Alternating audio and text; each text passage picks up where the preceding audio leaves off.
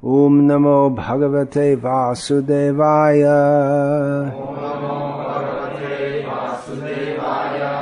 Om Namo Bhagavate Vasudevaya.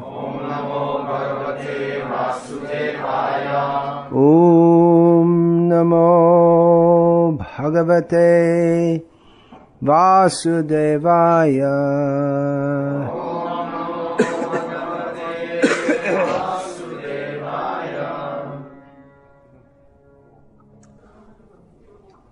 Are we in Miami or we went outside? Outside Miami. I see. But we're close. Radhanand, do you live in Miami? He's gone off. Some of you here present, you live in Miami? Yeah. Is it? Okay. A proud inhabitant of Miami.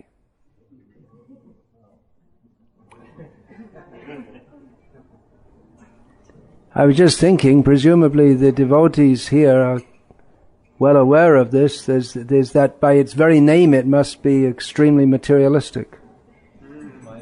I am, me.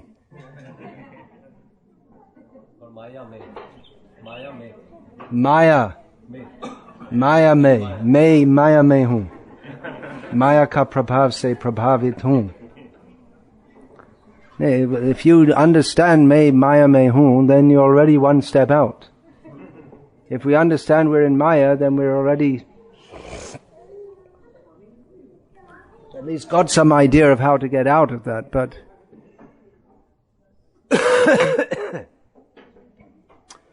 the nature of illusion in this material world is that most people don't even realize that they're in any illusion.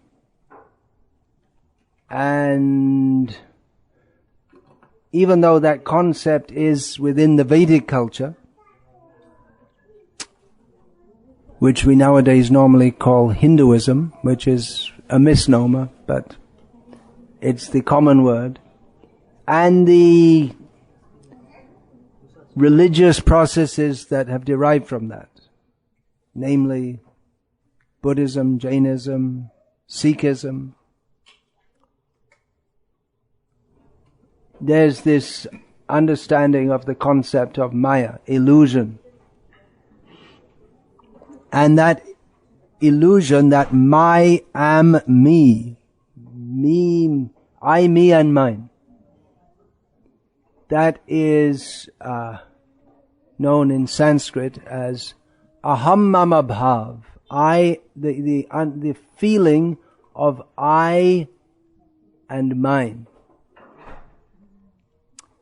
Krishna in Bhagavad Gita describes the consciousness, in the chapter 16 especially, he describes the way of thinking of the asuras.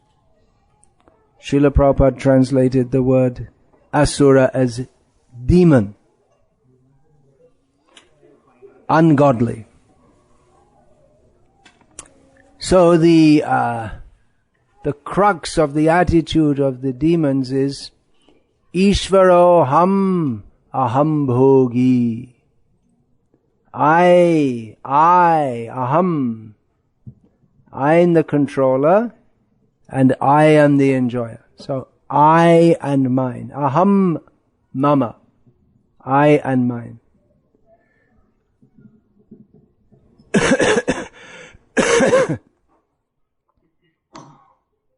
This is illusion. That illusion, moha, maya, means that which is not. Maya, that which is not.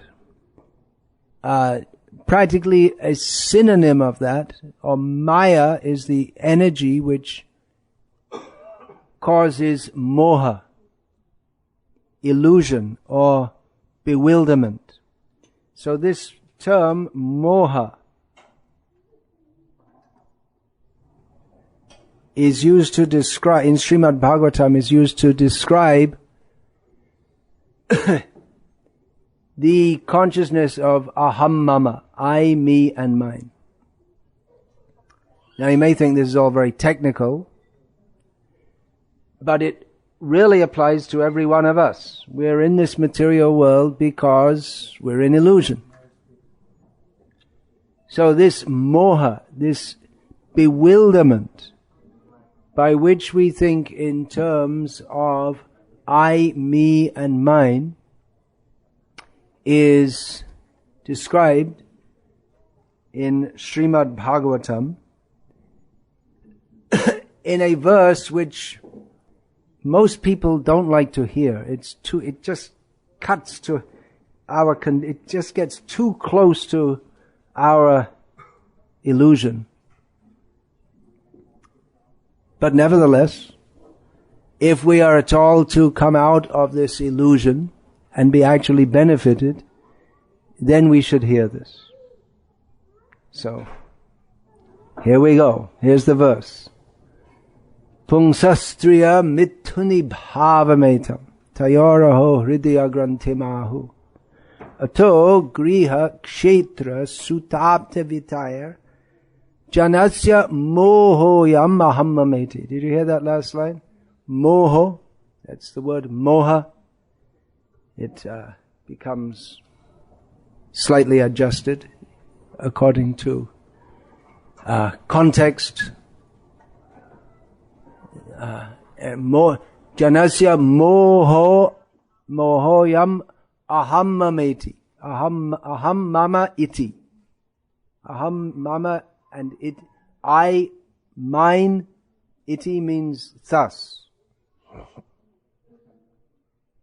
So the shocking and painful translation of this verse, you know what it is? Translation of this verse? Yeah.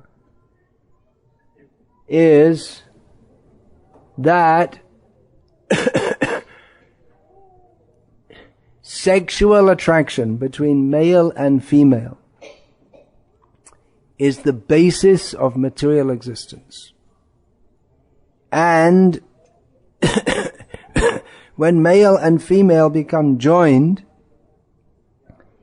then it is as if a knot is tied in the heart. It means it becomes very strong attachment. What causes our existence in this material world?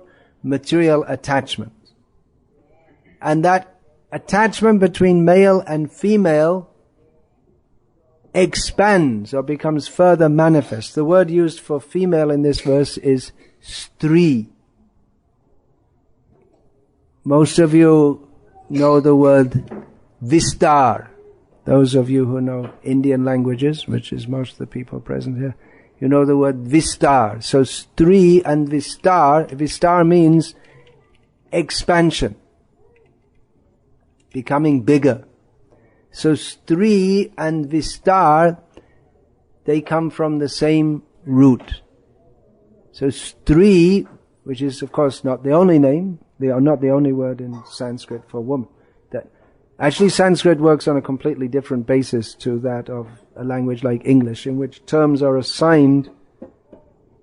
This is called a microphone. It could have been called a babble double. It could be called anything, but you have to call it something. But in Sanskrit, all the words are derived from roots, which gives the quality of something, and thus it is known. Just like tree, vriksh, means that which is cut, or padapa, that which drinks through its leg. So, stri means who expands. So when a man becomes linked with a woman, this is the version of Srimad Bhagavatam. It won't be very popular at any time or any place, but especially in modern America. But anyway, truth should be stated. Palatable or generally truth is unpalatable. Almost always, even mundane truths.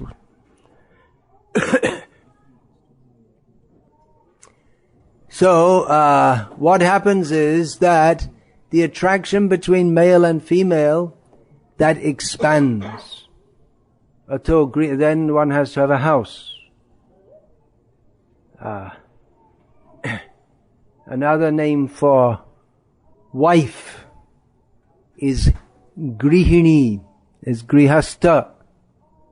I mean, the male grihastha is known as grihastha, one who is fixed in his house, and grihini, who is in the house.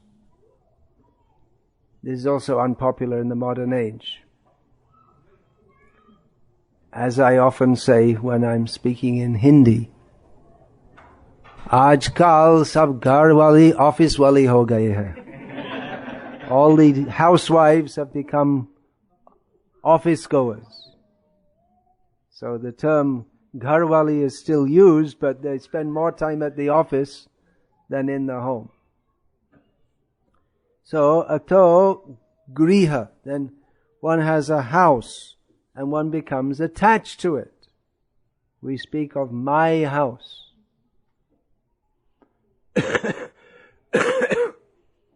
Kshetra, which literally means field.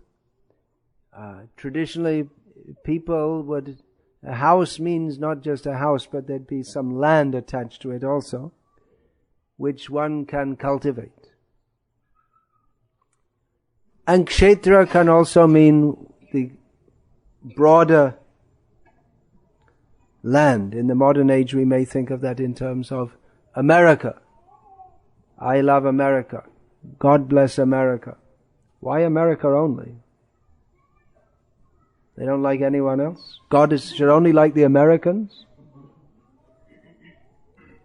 And in India now also there's nationalistic consciousness, which is imported from the West. Otherwise there was no such thing as nationalism. In fact, all over the world it's quite recent.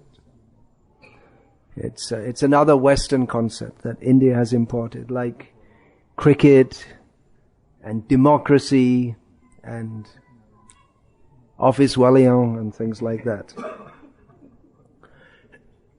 So ato griha kshetra, one becomes attached to one's country, one's land of birth. Janani janma bhumischa swargameva gariyasi.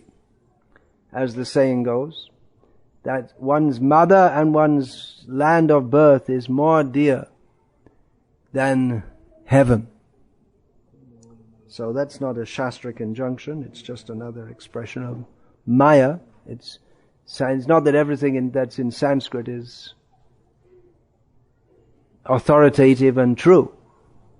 In fact, Srila Prabhupada would sometimes quote something in Sanskrit which is absolutely bogus. I'm thinking of the verse of Charvak, which he quoted. Charvak was an atheist who said that Rinang kritva gritam pibet yavad jivet sukham jivet bhasmi bhutasya dehasya king puna agamano bhavit.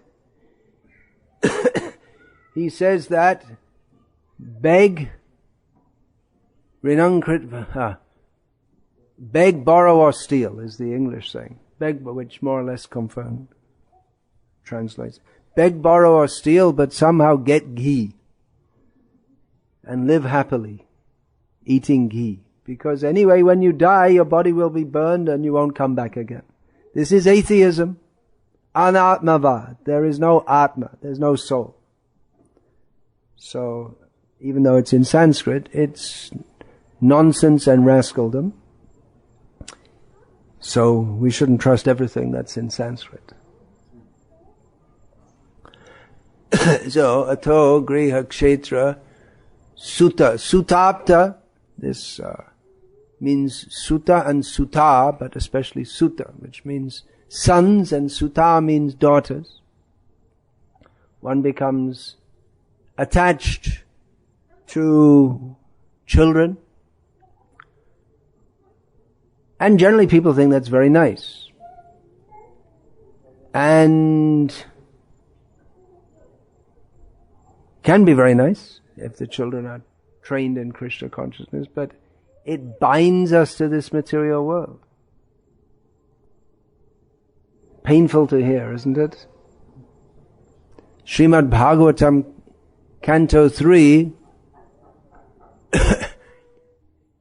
gives the description of Kapila Dev speaking to his own mother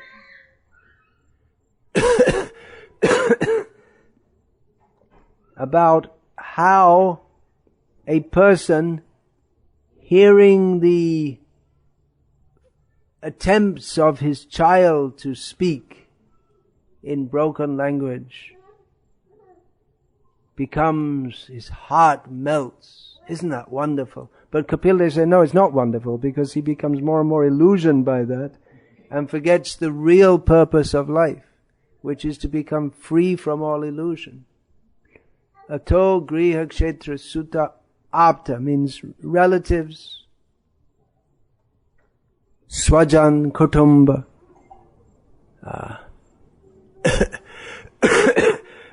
relatives, society, friends, and vitta, money. We become attached to all these things. And family life is the focal point of this janasya moha, of a person's illusion, by which he thinks in terms of I, me, and mine. So, was that painful? It's a difficult thing to hear, isn't it? And we may think, well, it's okay for sannyasis, they can come around and bash all the grihastas. But actually, it is the duty of the sannyasis to say this to grihastas, and of that of grihastas to hear it, because there are 4 stages of life within the varnashram system. Brahmacharya, which very few people undergo nowadays. The grihastha stage. Then vanaprastha, when the children are, as is said in Indian English, settled. That means married or at least got a job.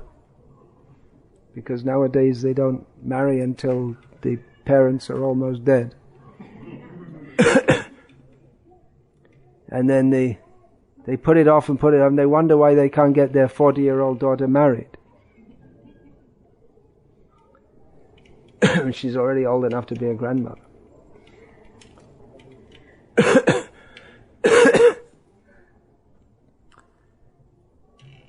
So it's the duty of the sannyasis to say this, so that in the midst of their grihastha responsibilities, which are responsibilities, it's not that grihastha life is to be given up whimsically, but one should from time to time at least be reminded that the real responsibility of human life is not to be materialistic,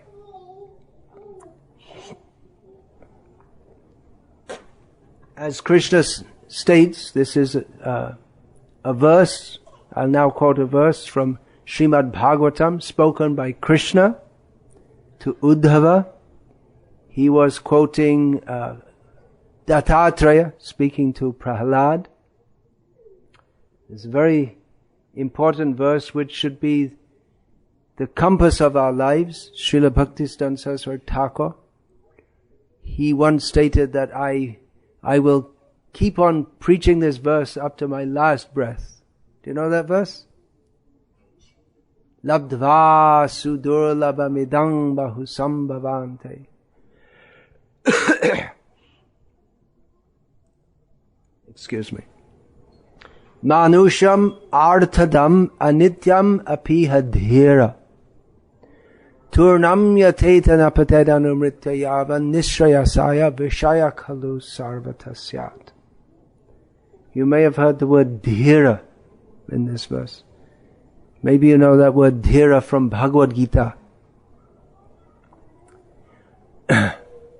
Krishna often uses the word dhira or stitadhi. Dhira means one whose intelligence is very steady and sober.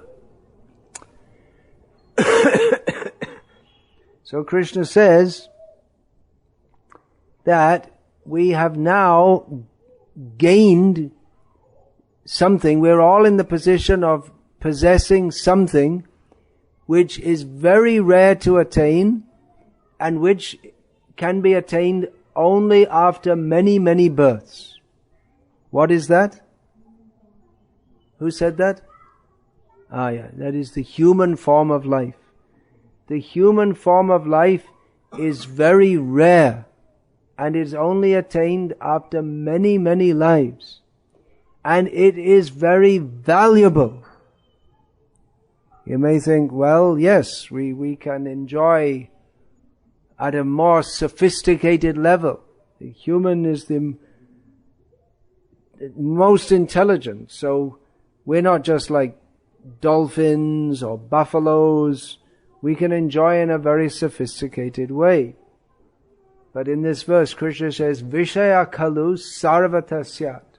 In every situation, in every species of life, the possibility for enjoying this world is there.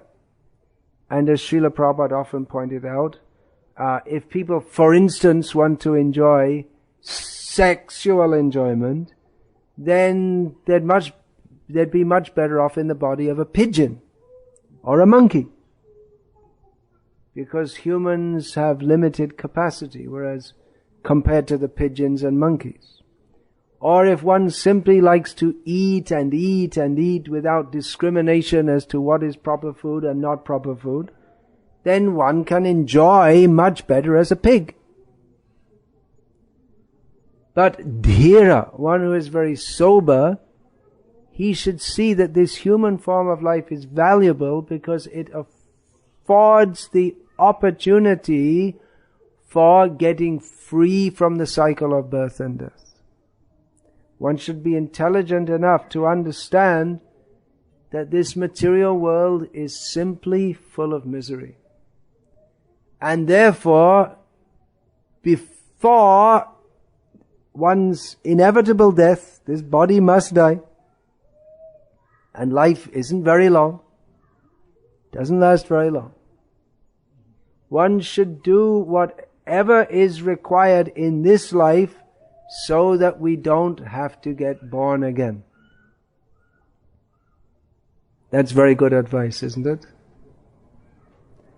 Those who are born in Hindu families and Buddhist families and Jain families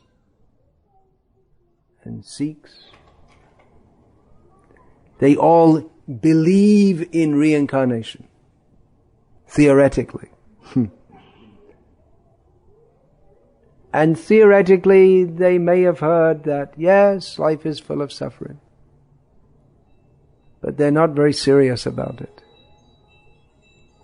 There are also the Vedavadarata, who Krishna mentions in Bhagavad Gita, who think that, well, in the Vedas, it is stated that if we perform pious activities,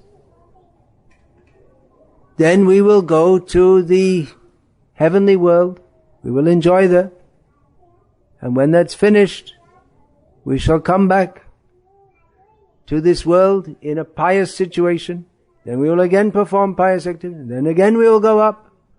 So what's all this talk about liberation? No need. Krishna, he describes this in Bhagavad Gita, that Kshine Punya. What's the first line of that verse? Tetang bhuktva swargalokang vishalam Kshine Punye martyalokang vishanti Evang trai dharma manuprapana gatagatam kama kama labhante. Krishna points out the futility of this mentality by saying that after one has enjoyed the great happiness in Swargaloka, when one's stock of pious results is depleted, then again one comes back to this world. In this way, by performing Vedic activities, one comes and goes, back and forth, being propelled by material desire. Now, materialistic followers of the Vedas who hear this verse will agree, yes, it's very good. That's exactly describes our position. They don't find anything anything discomforting in this. They think, yeah, we'll perform pious activities, we'll go up, we'll come down, again we'll perform pious activities, again we'll go up, again we'll come down. But persons who are dhira, who are more intelligent, who are actually intelligent. Real intelligence doesn't mean how to write software or how to make new gizmos or how to build a business. Well, that's definitely some kind of intelligence. The birds also have intelligence how to build nests. Certain fish have the intelligence, being in the middle of the ocean, how to get back to their spawning grounds in a river. So there are various kinds of intelligence, but the highest intelligence is to first of all to consider what is the best thing I could and should do, and then to pursue that. Or, seeing as everyone is interested in themselves, we could think, what is the best thing for me? What is my real self-interest? And then pursue that. And both endeavors come to the same end, that our real swartha, our real self-interest, is Vishnu, to worship Krishna. Our real self-interest is to understand that Ishvaro ham aham bhogi, thinking like this, I am the controller, I am the enjoyer. To think like this or to aspire for this position is nonsense. Because Krishna, He is the controller. He is the enjoyer. To understand one's real self-interest means to understand one's constitutional position. Who am I? What am I really supposed to be doing?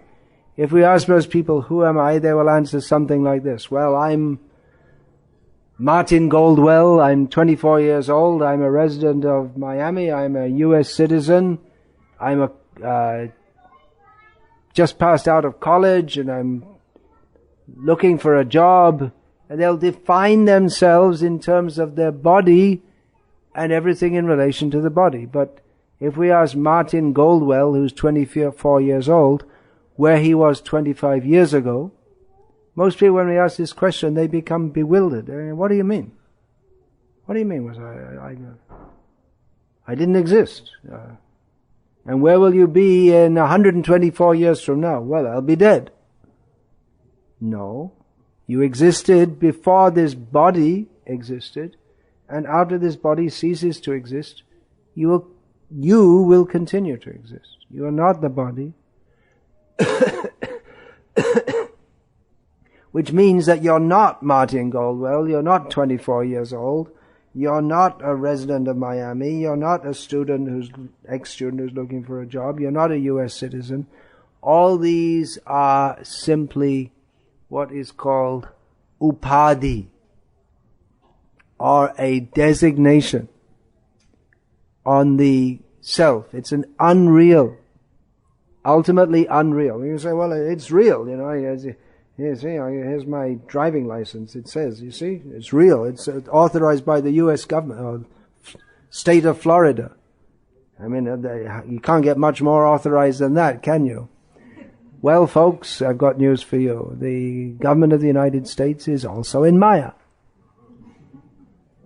They may be authorities in world affairs, but in understanding of our actual constitutional position, via their educational institutions and practically everything else, the whole culture, it reinforces our illusion rather than breaks it.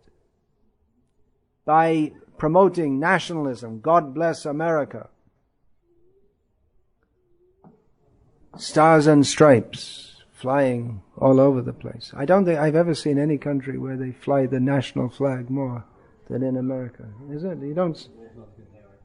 I've traveled in many countries, but I think especially it came up after 9/11. But was it before that also? Yeah, it's a very strong feeling of we are American, but that's illusory actually. The sense of this I, me and mine. I am American. I am proud to be an American. But it's just a blip in time. If we see eternal time, the amount of time we have this body is very brief. It's just a blip. So, how are you American? It's another illusion by which our human life is spoiled. Quite likely, if one strongly identifies with America, one will be born in America again, because we tend to get what we aspire for. Of course, there's no guarantee it'll be in a human body. Those McDonald's hamburgers you ate, you might be in one of them in the next lifetime round. I'm sure you're not all McDonald's eaters. I hope not. If you are, please stop it immediately. Because it doesn't do you any good karmically, that's for sure. Even health-wise, it's quite likely that it doesn't do you much good. So this is not meant to be a diatribe against America. It's just that I happen to be in America. If I was in any other country, I could say the same about it. But it brings the point more home if you use local examples. In India, I often say that someone who's saying, I'm Indian, or I'm Hindu, Gar se kaho hum Hindu hai. And then part of being a good Indian, especially as the Hindus define it, is to not like Pakistan. It used to be Russia in America. Now again it's becoming Russia. You've got to to have strong national consciousness, you have to have a prominent enemy. So I'm told especially in UP, many people refer to the toilet as Pakistan. Main Pakistan ja raha hoon.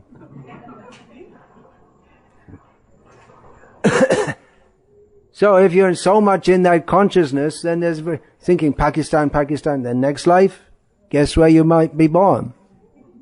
Then you'll be thinking, oh, sab Indian shaitan hai. Then you'll be anti-Indian. Then you might get born in India again. And it goes on and on and on. Anyway, how long will this Pakistan last? We don't know.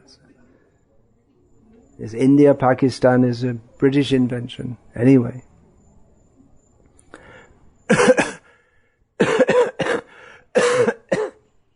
But anyway, this is the nature of illusion. That we think in terms of I, me and mine. And although those of you who came from India to America might have first been shocked when you came at the materialism, actually it's not that India is devoid of materialism, because thinking in terms of I, me, and mine is everywhere. It's not a monopoly of America, for sure. Generally we say America, we think of America as being materialistic because the expansion of material enjoyment, the opportunities for that are very great. A pretty gross material enjoyment also. And I would expect in Miami more so, as it's a tourist town. And generally touristic towns, they have lots of degraded activities going on.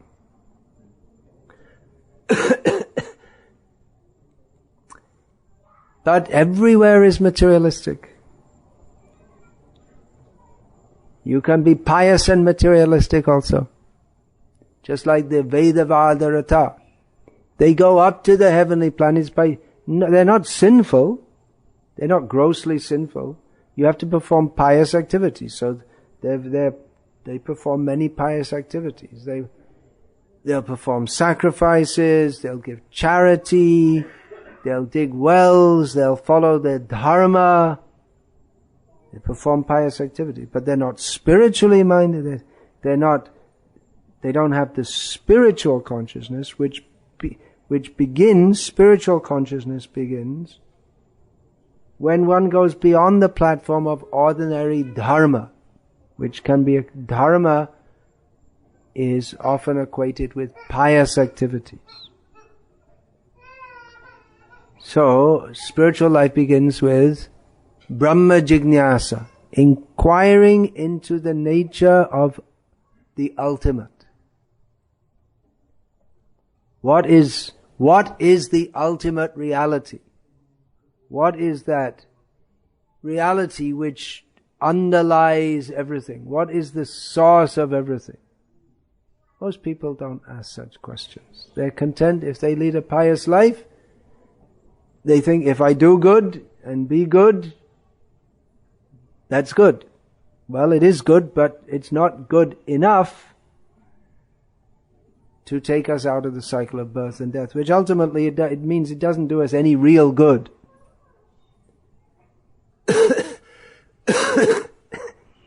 Because as long as we're in this material world, we have to suffer birth, death, old age, disease. And we are in defiance of Krishna. That's the real problem in this material world.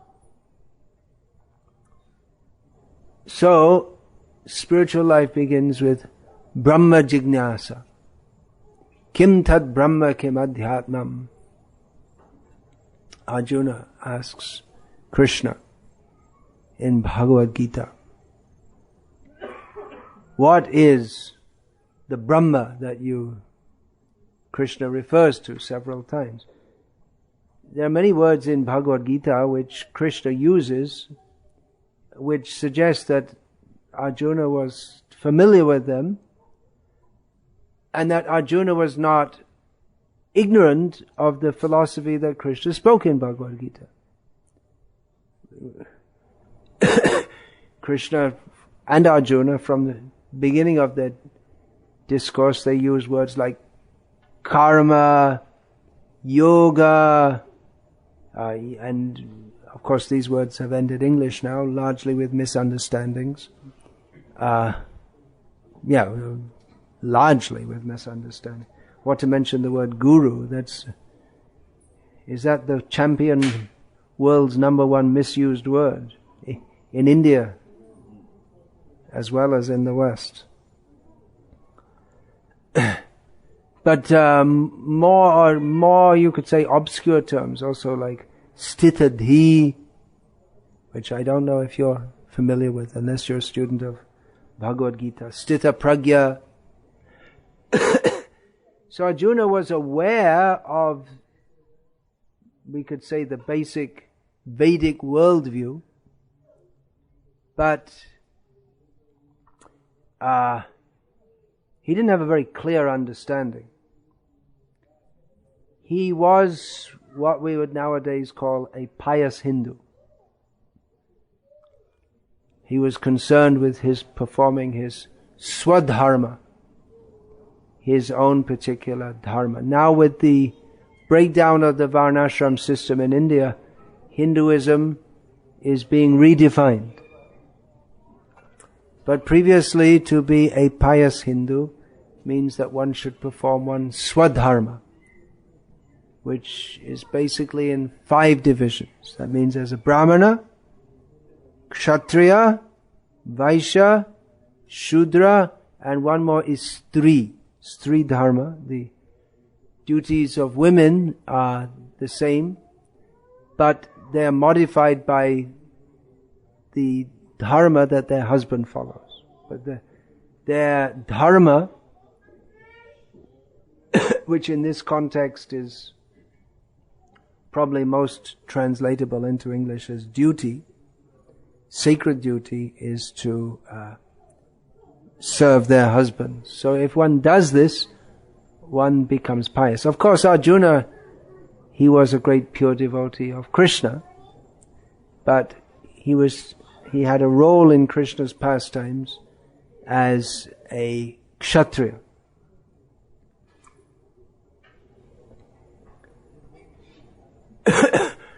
And we can just imagine that the kshatriyas, they had so many servants and officers, and just like we were discussing on the way here, how there's a sense of pride in being a member of the US Army, that it's something very creditable and people respect that. So we can imagine that those in the retinue of Krishna and Arjuna, Krishna and Arjuna were fighting, but they had their team behind them also. When they went back there, people helped them with their bath and clean up and feeding them. And how many men does it take to put one soldier in the battlefield? Here, Hanuman, what's the answer to that? Been doing your studies? How many men does it take to support one soldier in the battlefield? 10. At least 10. At least 10. I was going to say that also, yeah. So that would have been true at the time of the Kurukshetra battle also. So those in the retinue of Krishna and Arjuna, they must have been all devotees.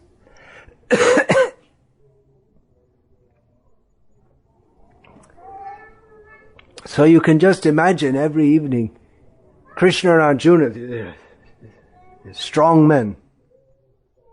Krishna, of course, is the Supreme Personality of Godhead. He is Purushottama, the best of all males. So,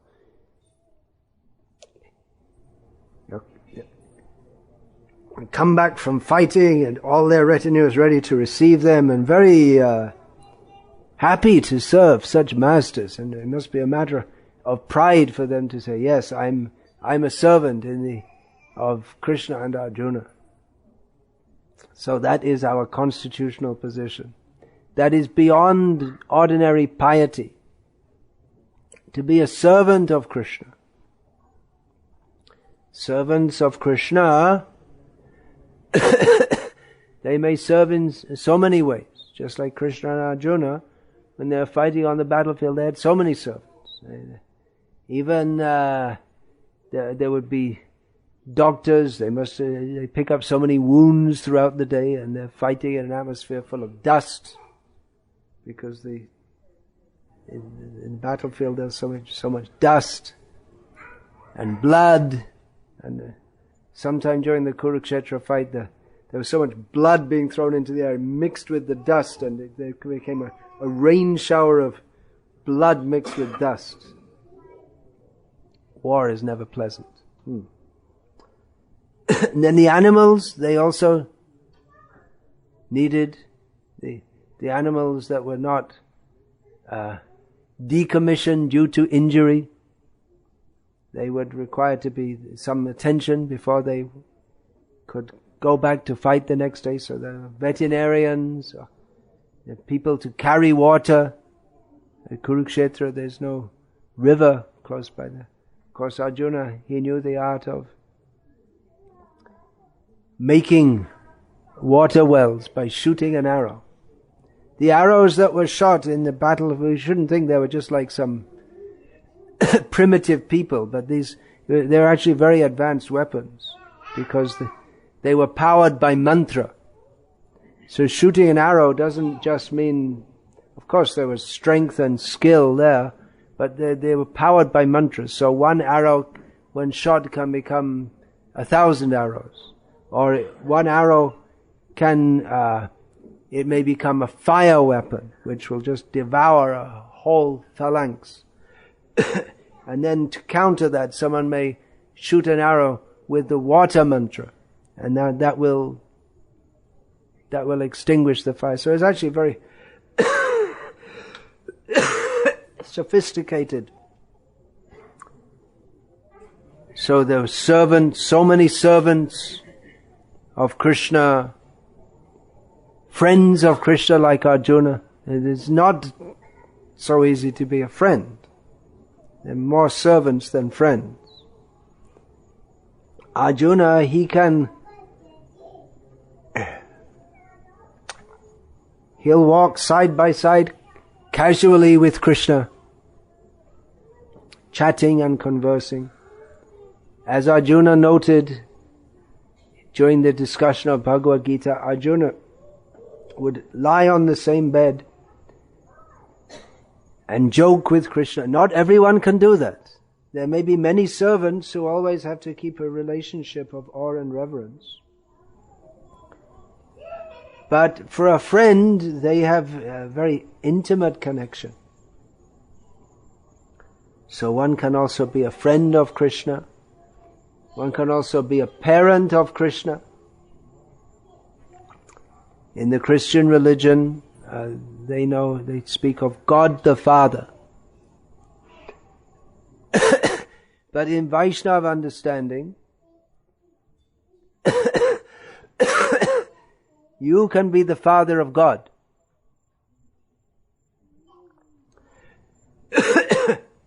Of course, no one can be the father of God because He is the father of all living beings. But if one has so much affection for Him that one desires to serve Him in the way that a father or a mother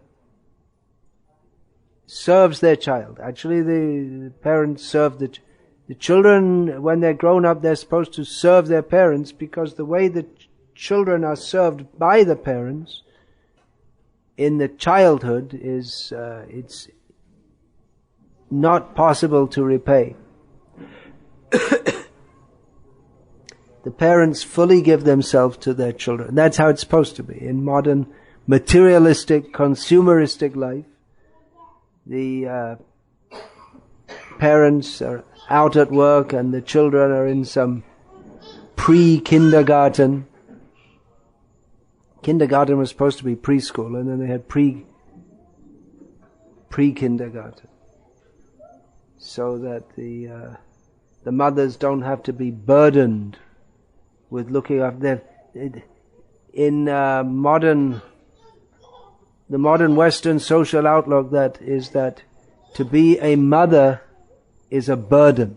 Of course it is a burden, but it's all over the world that's traditionally been seen as a pleasure, burden of love, but now it's just a burden because it seems there's not that much love around. There's more love of money than love of children. So one can love Krishna as a parent to a child, and one can love Krishna in the very intimate relationship of a wife or even a girlfriend. That's not materialistic. To have a girlfriend is nowadays completely normal in the Western culture. It's still not fully accepted in Indian culture, which is trying to become American as fast as it can.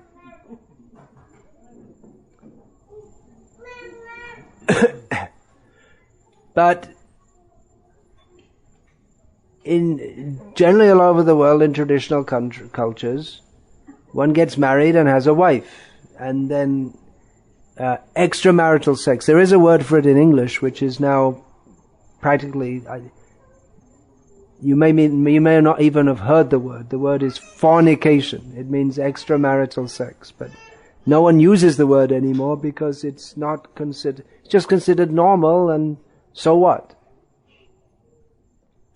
But in traditional cultures, people had to get married. Sexual life is not, by any means, it's definitely there in Vedic culture, but it's within the home, within the family, within responsibility, and it's a big responsibility. But with the advent of the consumer society, and the sex is just for fun, and children, if you have them, well, that's not so important. You can abandon them. So a very different concept of life. One can also, as I was saying, one can become the lover of Krishna. That in Krishna's love with his gopis, the famous gopis of Vrindavan, that is in Chaitanya Mahaprabhu's teaching. Ramya kachitu pasana vrajavadhu vargena ya kalpita. The highest kind of bhakti or love for Krishna is that of the gopis of Vrindavan. Why? Because they fully gave themselves to Krishna without any formality. So in this material world, to do so is that is not at all praiseworthy. Even materially, it simply results in distress. But this is the goal of life. Materialism, I, me and mine, simply leads one to birth after birth. In this life we think, I am American, this is my country, this is my wife, this is my husband. Then we get another life in which we think, I am a dog, this is my master, this is my master. Then we get another life in which we are an insect, and we think, I am an insect, and this is my food, or whatever an insect is attached to. Every living being is attached to something. So this concept of I, me and mine, materialism, has to be spiritualized by understanding I am an Atma, I am spiritual, I am an eternal I am an eternal servant of Krishna. Amito toma tumito amar ki kaj aparadhane. Bhaktivinoda Thakur sings, praying to Krishna, I am yours, you are mine. What need is there of anyone else's wealth or anything else?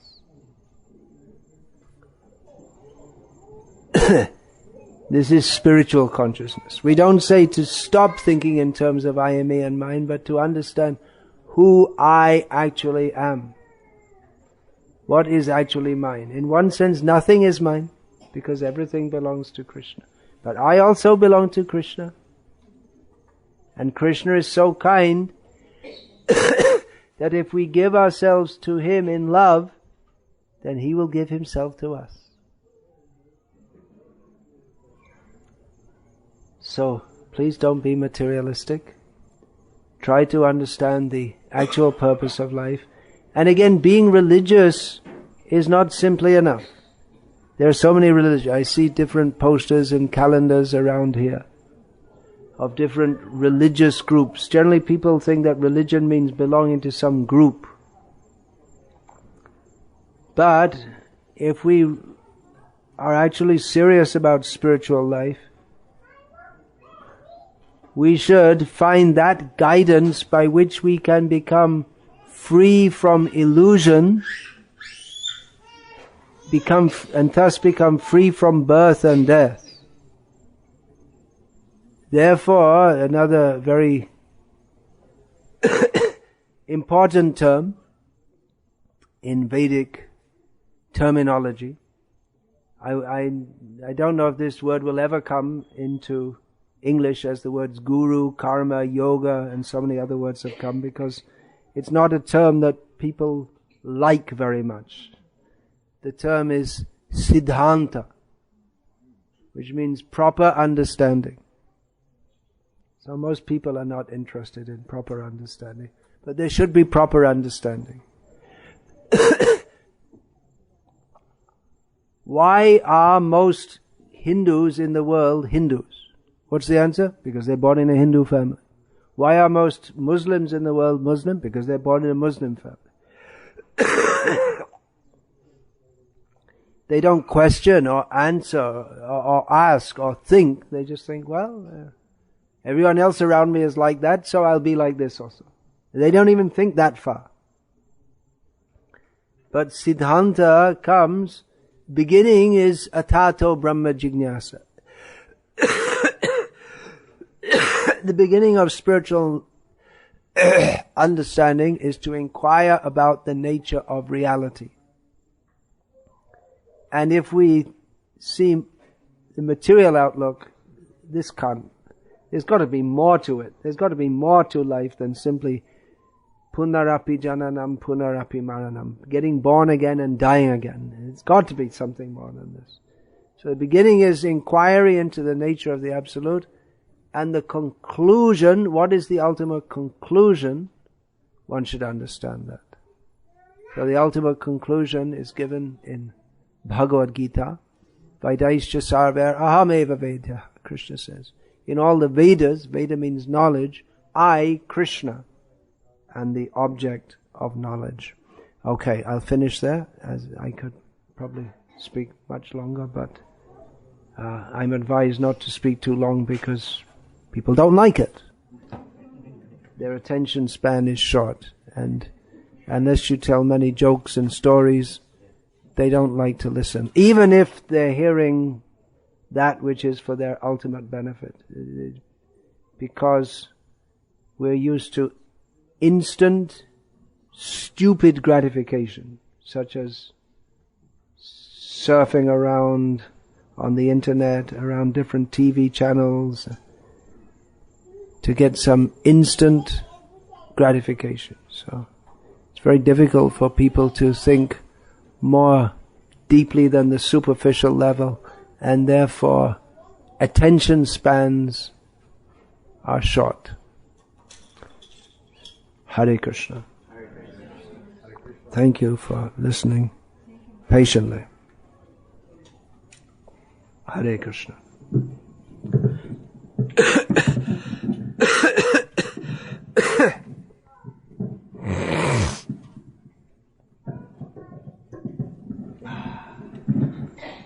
Are there any questions? Anyone want to prolong the agony? Actually, this is bliss. After many lifetimes, we have the opportunity to even think about such topics. Raj, I have a question. You spoke strongly about sex life in the material situation. I spoke strongly about sex life in the material situation. I did, but it wasn't just something off the top of my head. I was quoting Srimad Bhagavatam, Rishabhadev. Alright, and then we have so many grihastas, even in the movement in ISKCON. What is the correct position or the correct behavior for grihastas? What is the correct behavior for a grihasta? Well, I did cover that in the lecture also. Can anyone remember what I said in that regard? Maybe I didn't elaborate on it so much. Yeah, I stated that it's knowing that this world is temporary doesn't mean that one should whimsically.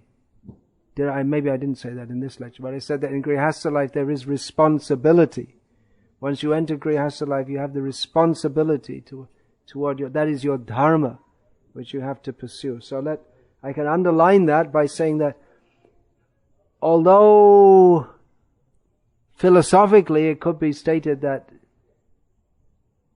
one should just leave everything and take sannyas, that is not recommended. Generally, there are some cases of young men who left their wives and took sannyas. There are some cases. Ramanuja. But if you're not Ramanuja, it's probably... You've all heard of Ramanuja Acharya? Even in Tamil Nadu, there are many people who never heard of him. He was a great Vaishnava Acharya. Great is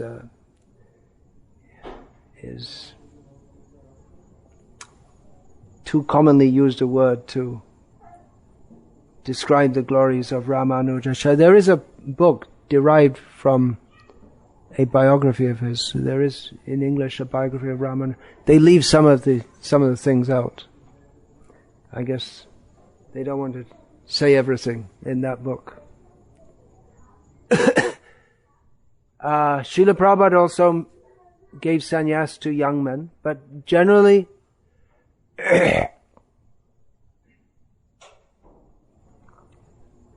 I myself certainly, I don't think anyone in ISKCON these days recommends young men with families to abandon them. You have to see, once you take that responsibility, you have to see it through. But at the same time, as I also mentioned during the lecture, you listening? You asked the question.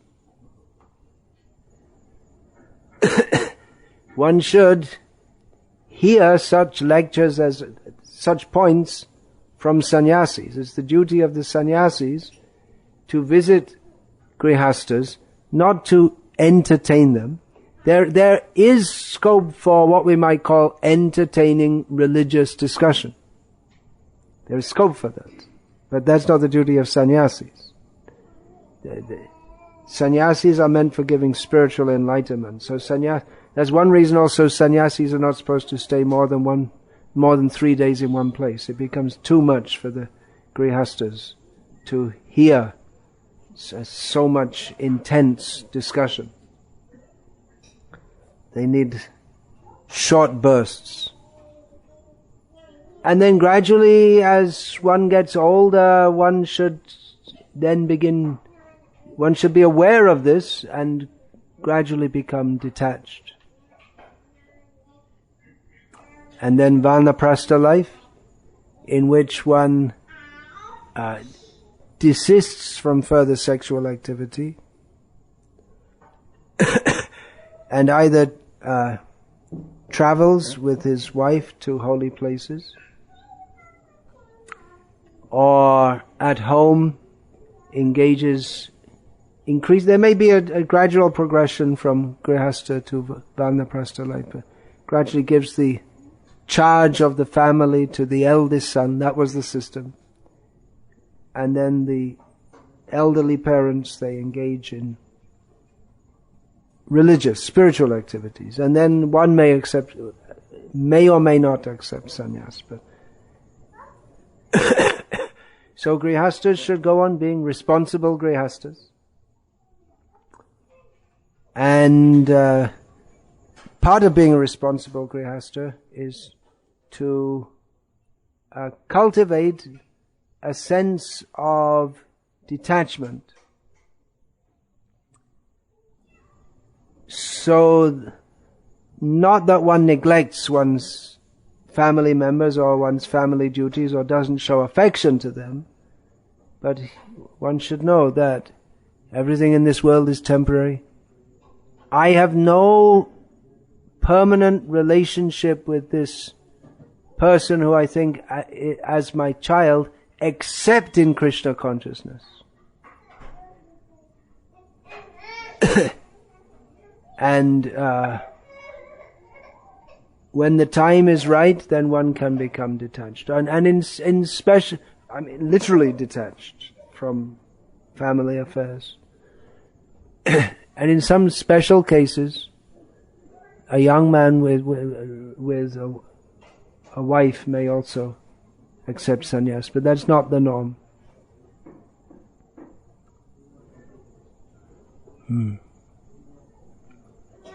Okay, so I think we'll finish there. You have a question also?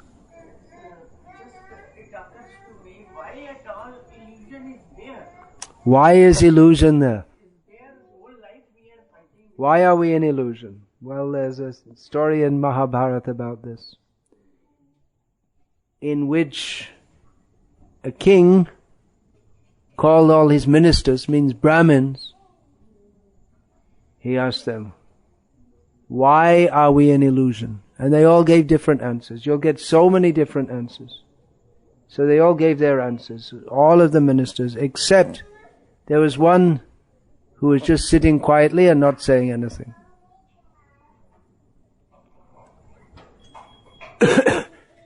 He was very old and respected Brahmana.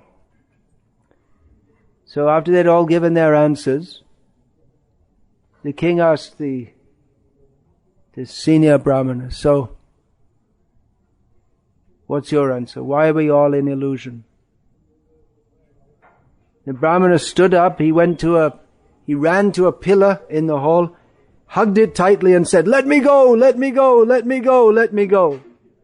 They thought he'd all become mad. Then after a few minutes of shouting, let me go, let me go, he said, this is why we're in illusion. We're holding on to Maya, and at the same time, we make a pretense of saying, let me go. We're in illusion because we want to be. Because we like thinking, Ishvaro hamaham bhogi. I am the controller, I am the enjoyer. It's something like an addiction. Even if you know it's harmful, it's as if impelled. As if we are impelled. Arjuna asked this question to Krishna. Atakena prayuktayam papam charati purushaha anichan api varshnaya baladiva niyojitaha. Arjuna asked Krishna, why is it that we perform sinful activities even though we don't want to, as if we are forced to? Do you know the answer? No, you don't know that, I presume. So Krishna answered, Kama esha, krodha esha, rajoguna samudbhavaha, mahashano mahapapmo, vidhena mihavairinam. Krishna says it is material desire and krodha means anger, frustration, which are produced of rajoguna, means the desire, strong desire for enjoyment. Ishvaro hamaham bhogi. Is born of this, which mahashana means that which, ashana means fire. It means that which devours us. We are as if devoured by desire, which is greatly sinful, and one should know this to be one's great enemy. What is the nature of karma? Material desire has been succinctly analyzed in Sri Chaitanya Charitamrita. If we can remember this one verse from Chaitanya Charitamrita, just this one verse, we can always keep on track in our spiritual life. I recommend that you all, it's not very well known. I mean, the Gita shlokas are much better known among pious Hindus. But this one verse from Chaitanya Charitamrita puts everything in perspective.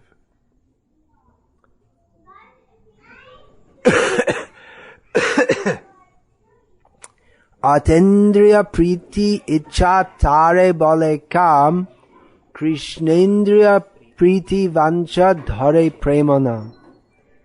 This is some people say that you should just stop all desire, but that's not possible because the very nature of the Atma is to be conscious. Sat Chit Ananda. Chit means there's Chetna. So with Chetna, consciousness comes desire.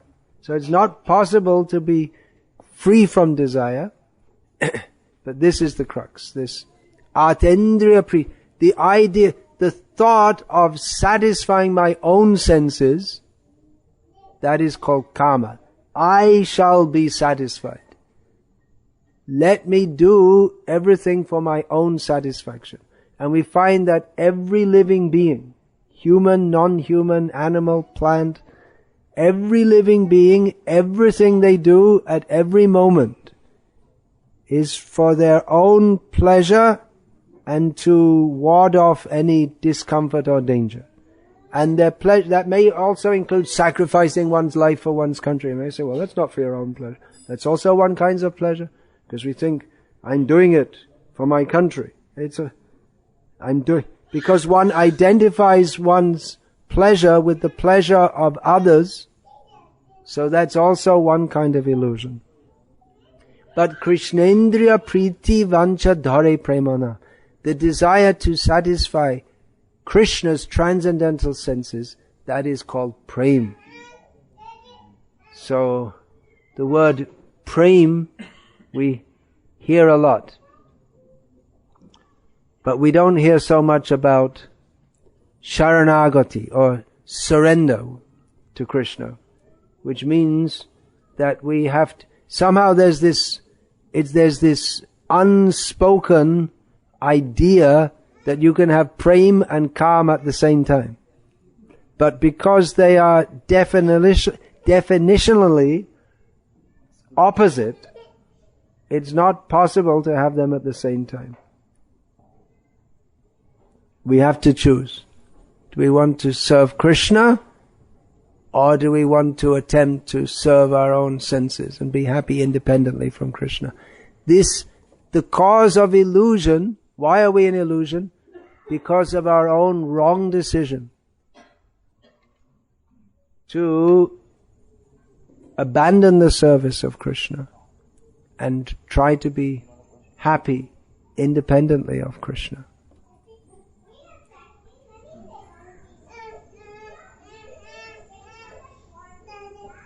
Jai Prabhu has a question over phone.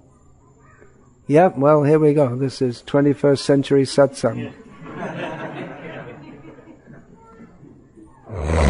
I guess Prabhu, you have a question. I can repeat it for you. Jayadvaj Prabhu was very happy last time I came to Miami. I think it was 2 years ago. On Radhashtami, in the temple there, I quoted this verse, Pungsastriyam, which I also quoted here. He was very happy that I'd quoted that verse. He said, I didn't hear that verse quoted here in years and years. I quoted that verse on Radhashtami to demonstrate the difference between Radha Krishna Prem and materialistic attraction between male and female, that we shouldn't equate the two. One is a perverse reflection of the other. But we shouldn't think that we should understand the science of Krishna consciousness, Bhagavat Tattva Vijnanam. Otherwise, if we hear about Radha and Krishna without understanding who is Krishna and who is Radha, then if we don't understand them, we'll misunderstand, and then we're liable to make offense. So what is the question? Obeisance to Jayadvaj Prabhu. Maharaj talking right now. Yes, Prabhu, go ahead. No, Maharaj is talking. You want to go on the speaker, or you want me to ask a question? You're already on speaker. Everyone can hear you. Go ahead. Yeah, but I don't want to interfere, Maharaj. No, Maharaj is done. Maharaj is done speaking. You can place your question. Yes. Yes. First of all, I wanted to give my respectful obeisances to Maharaj. He has done a very beautiful class, and it's as a Grihastha, I really like to hear more about this process. Yes. Well, on my website there are more than 2,000 lectures, thanks to Radhananda and others. So you can ask Radhananda about that. If you, or you can listen to Prabhupada's lectures. I mean, where did I learn all this stuff from anyway? Yeah. Srila Prabhupada, there are certain verses which he would regularly repeat, and the ones which I quoted today were all that I learned them all from Srila Prabhupada. Yes. My question is, in Kali Yuga, there's so many devotees living the life. So many devotees what? Go ahead, Prabhu. Can you repeat? There's so many devotees? Yes, and they follow the Western life, and spiritually, just like the devotee should be the wife, or supposed to be with the wife.